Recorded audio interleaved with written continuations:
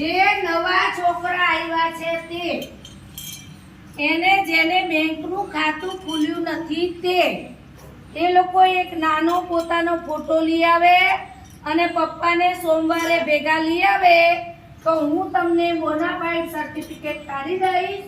ઈ લઈને બેંકે જવાનું છે અને ખાતું ખોલાઈ આવવાનું છે.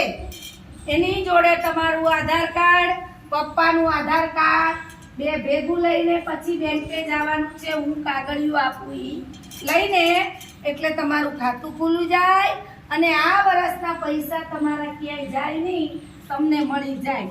સોમવારે ભૂલ્યા વગર જી નવા આવ્યા છે એ બધાય આ કામ પેલું કરે. અને બીજું જે નથી આવતા એના ઘરે મુલાકાત લઈ આવજો. શું કારણે નથી આવતા એ જાણી આવજો, પછી અમે મુલાકાત લેવા જાશું કે ફોન કરીશું.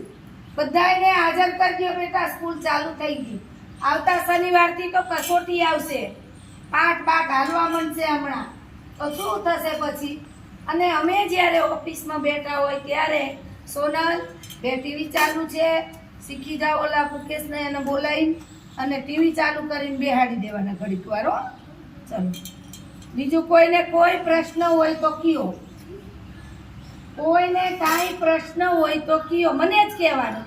ક્યાંય લડવા બડવા જવાનું નહીં, ઘરે મમ્મીને કહેવાનું કે બોલાવી આવવાના, અને મેદાનમાં આડોઅડ આવી જાવી કાંઈ નહીં કરવાનું. હું બેઠી છું, મને આવીને કાનમાં કહી જવાનું.